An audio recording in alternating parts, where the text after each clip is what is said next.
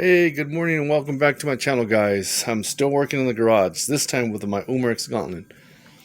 I have all three, the 177, the 22, and the 25. This is, I think they call this one the Gen 1 now.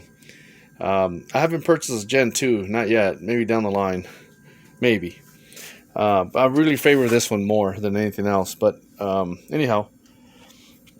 This one, let me see here, where can I start? I'll start with the bipod here. I told you guys I was going to show how I made this and installed this. Okay, so now you guys can see a better picture. There's oh, there we go, that's clarity right there. Okay, so this is the picketing rail that I purchased off eBay. Okay, just a standard one if you look at it, but see there's a radius on there. I don't know if you guys could tell, right about there. Okay, the reason for the radius is because I made this one out of aluminum. You can make it out of plastic if you want, but I do a rough cut on it and then I follow the contour, so it sits just like that, and I rough it up a little bit right here and rough it up at the bottom of the plastic, and I JB weld it, and then the screw locks it in place to get it nice and tight, and it gets glued in right. Now this screw, it doesn't matter what size you guys use, you're gonna have to drill it into your plastic stock, which is that shiny one right there. Now for your swivel stud here, I actually purchased the one in the back off UMAREX, which is longer. It's got a long thread and it's got a long neck. You do have to cut it, re-drill it, and then grind it. So it will look something like this. I don't know if you guys can see it or not. See it right there? So my sling could move around. And the reason is because it has to go through the picketing rail, the plastic and all that, and you have enough thread to go on top. Then you cut the rest. I found that the easiest way, so that'll be your second one. So locks it in, and that way you could take it apart and put it on, and there's no pressure on your bottle, on your block. That's the way I did it for my stock. You guys can do it any way you like, but I just wanted to share this because I remembered I needed to make this video and I almost forgot. Okay, another thing over here is the shroud. Got this off eBay. So you take off the original cap and this one's threaded. So these two pieces come together.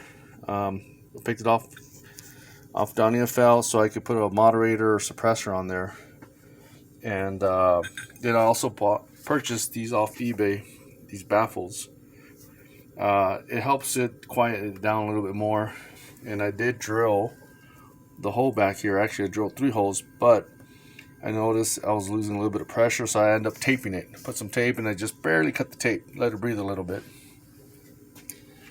And the air stripper, since I have all 3, the only one that did not crack was the 25 caliber. The 177 and the 22 split on me, okay?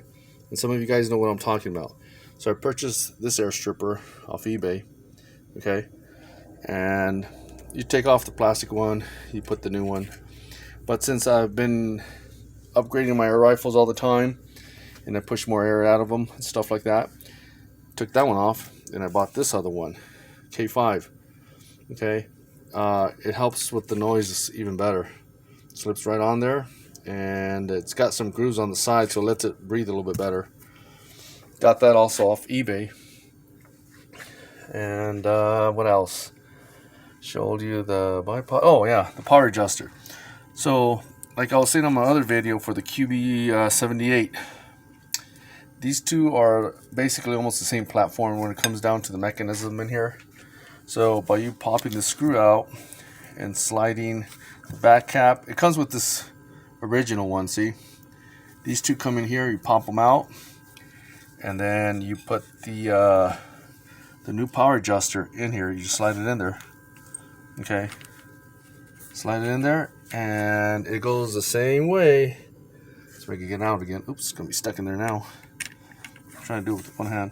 So you just follow the threads are going to be on the same side as the bolt handle. Okay, same thing as the QB78 platform.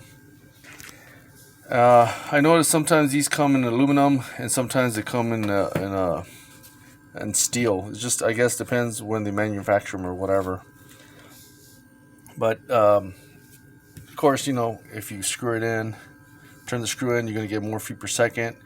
If you back it off, you're going to get less feet per second, but more shot count. It depends what you guys need it for. And I think that was it. That was about the only things I was going to show you, especially this bypass, because I have a couple guys asking me, hey, when are you going to make this video? So that's what it looks like from the top. See if you guys can see it. From the side, this is a piece that I purchased with the little radius on there. You can make it anyway. It's just an idea to give you guys out there in case you want to, you know, make your own. And see, these two were JB welded too. That piece of aluminum. All I did was sort of spray paint it, and once I get it done and polish it all out and grind it, I can attach it to another one in case I purchase another air rifle, because all three of my air rifles have this already. My other two stocks are out for hydro dipping, so I can hardly wait to get them back, see what they look like, and then I'll try to make a video on it, showing you. Oh, before I almost forget. Where's it at? Oh, here it is. This little plastic grommet goes right here. Okay. So when you pop this action out of it, this rubber grommet pops out. Okay. And when it pops out, that's where it goes. In case some of you guys didn't know that. And your safety, you don't have to take it off if you don't want to. As long as you keep your safety switch straight, it will slide out.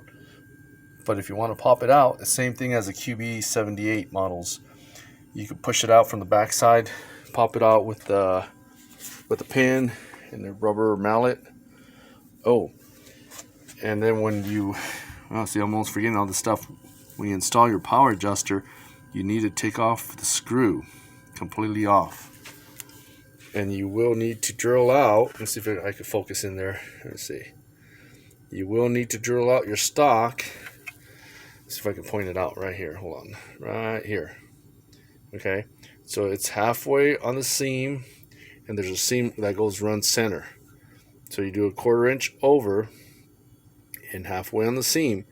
I would start out with 1/8 of an inch to drill it out and to make sure it's lined up right. And in case you have to go up, down, left or right, then you drill it out bigger and bigger into that Allen set screw comes out of it.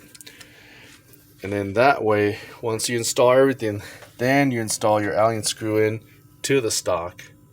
That way you're not fighting it, because I've seen a couple guys ask me, hey, this is all the way in, it's not shooting. Well, that's because you got all the pressure in there. It's not gonna get loaded or nothing. So you do need to drill it. And if you decide you don't want to drill it, then you need to purchase or pick up another Allen set screw that's a little bit smaller, but then you got to take it out of your stock and then put it back, adjust it.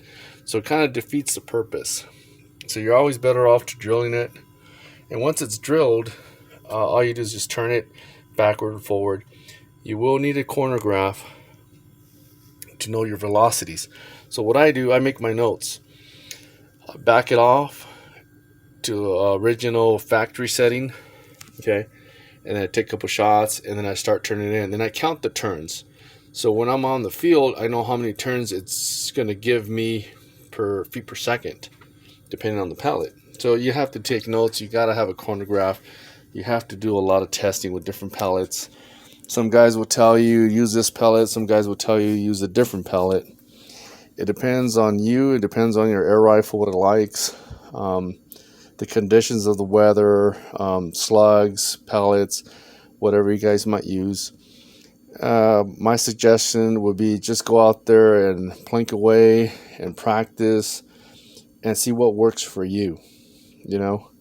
And there's a bunch of guys out there with wonderful, great ideas, and a bunch of guys out there, they're professionals, and it's just to get you out there and have some fun and modify your own personal air rifle the way you want to. And it's fun. It's fun to be out there, guys. Okay, I hope this video helped you guys out, and I will catch you guys on the next one. You guys take care. All right, goodbye.